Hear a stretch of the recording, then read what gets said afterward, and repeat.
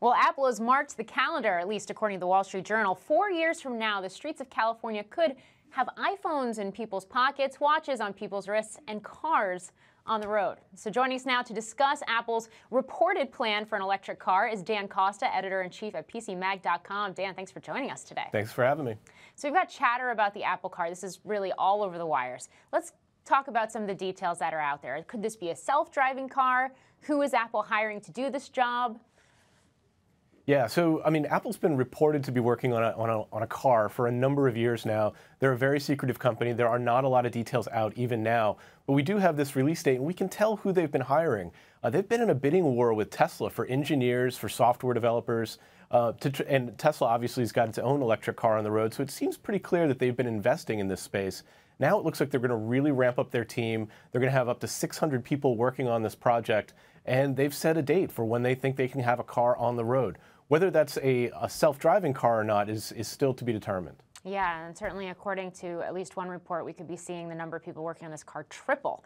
Do you see Apple disrupting or changing the entire automotive industry?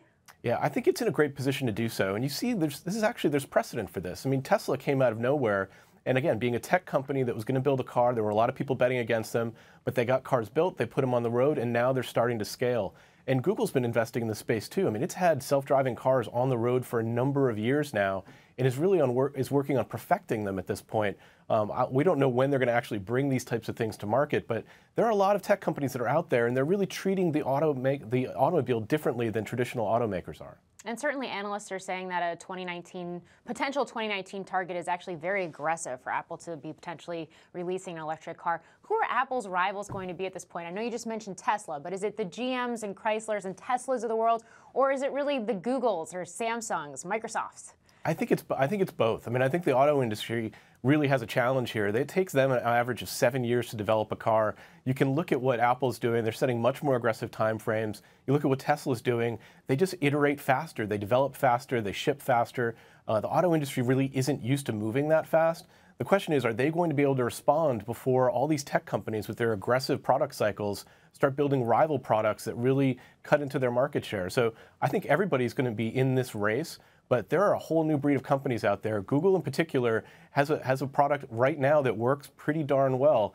And when they come to market, it's going to be a big disruption. Yeah, well, certainly curious to see how all of this shakes out over the next couple of years. Dan Costa, thanks for joining us. Thank you for watching. I'm Morgan Brennan. Have a great day.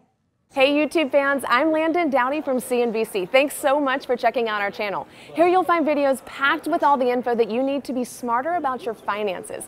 Be sure and subscribe by clicking right here, and click on all the videos around me to see CNBC's original series Young Money, Tech Bet, Kramer's Mad Money, and all the latest from CNBC.